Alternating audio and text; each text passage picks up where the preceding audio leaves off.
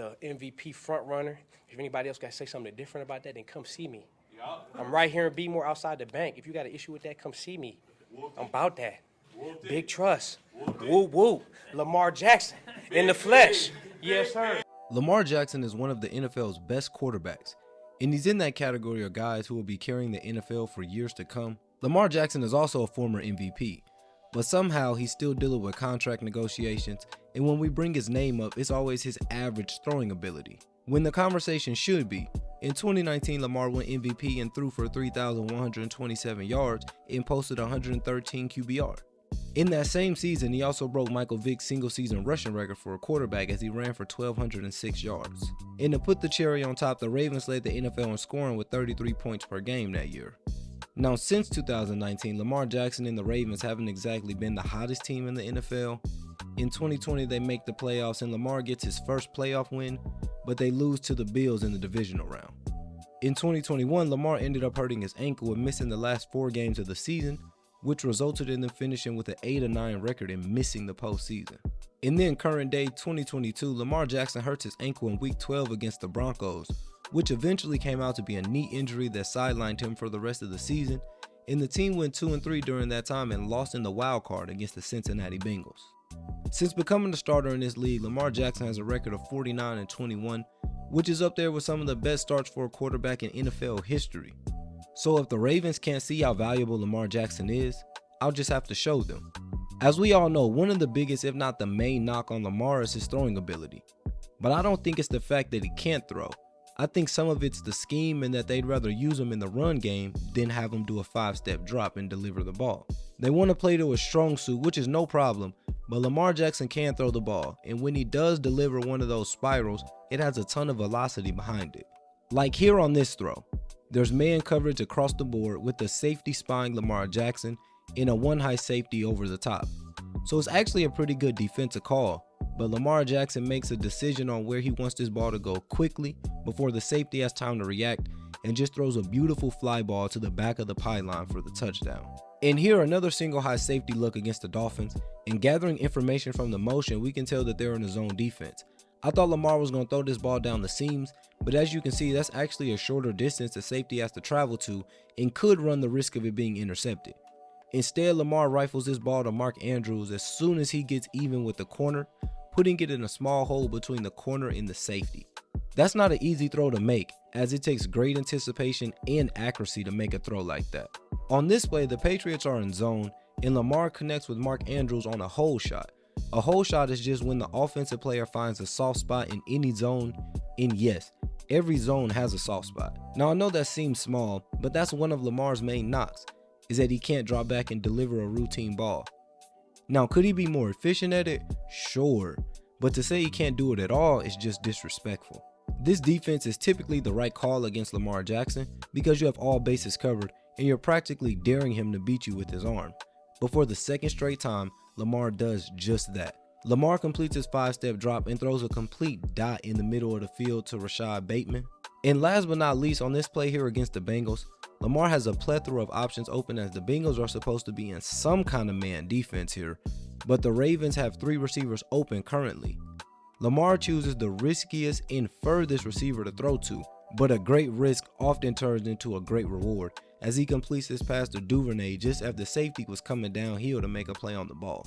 This throw is even more impressive considering Lamar was a little off balance, and that's a very hard throw to make if you don't have your legs under you.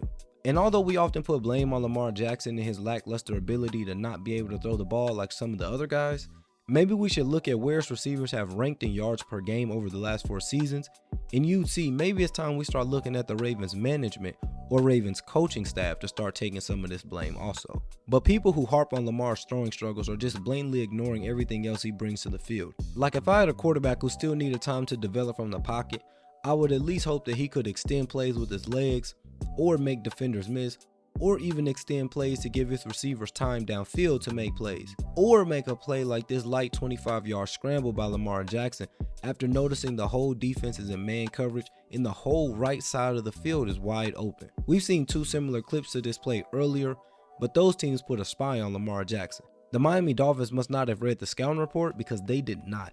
and boom, a free 25 yards for Lamar Jackson. Or here on the play that describes Lamar Jackson so well, he's able to break out of 2 sacks, ducking under both defenders and throwing up a prayer to Mark Andrews, which was absolutely a bad throw. But when you make a play like Lamar did, avoiding 2 sacks in the backfield, the football gods are bound to help you out. Lamar Jackson often holds on to the ball too long, but sometimes when you're good enough, you can get away with things like that. Like on this play, this ball was snapped at the 17-yard line, and as Lamar Jackson backpedals to the 10-yard line, he somehow slips through 3 Browns defenders and ends up making something out of nothing. And again, this isn't the longest run ever, but it's showing you that what Lamar does is truly remarkable, and he's not just some replaceable quarterback.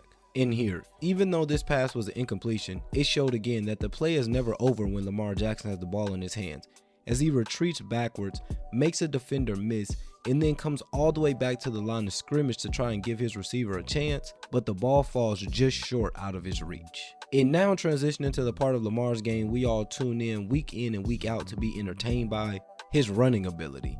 Lamar's constant ability to be able to make plays using his legs adds another dimension to the offense that the defense has to worry about. Lamar Jackson is only one of 6 players in NFL history to have over 100 passing touchdowns and 4,000 rushing yards. He's the fastest player to ever hit these benchmarks, doing it 31 games faster than Randall Cunningham did. The Ravens go from a playoff contender to a sub-500 team when Lamar is not in the lineup, and this team averaged 170 yards per game from 2018 to 2022, which is the most by any team in a 5-year span since 1979. And a large part of that is due to the factor that they have named Lamar Jackson. But the Ravens do it while using Lamar as the main rusher or as a decoy to free up other running lanes. The key to everything the Ravens do is set up by the RPO, and since Lamar's been running RPOs since his college days at Louisville, his patience and understanding of the offense makes it 10 times harder to stop. We're going to look at several plays here of the Ravens running RPOs, and we're going to break down how the defense responds every time, and how every time the defense responds, they're wrong. Like here, starting off against the Miami Dolphins, the Ravens run a simple RPO, but since Lamar is so dynamic, he often becomes the team's first priority anytime they run this play, because they fear he could keep it and make a play for himself. But since Lamar has repped this play countless amounts of time, he sees all 3 defenders barreling down on him and just simply hands it to the running back for a 17-yard gain. But here on this play, the initial read is stopped as Matthew Judon is right where he needed to be. But in fact, this is when the play just begins, because although the running back doesn't have a lane, Lamar just keeps it as they pull the guard and tackle, and the left side of the line crashes down, creating a hole for the pulling guard to run through, and for Lamar to follow behind him and just do what Lamar does. So already, 2 examples where you're damned if you do and you're damned if you don't.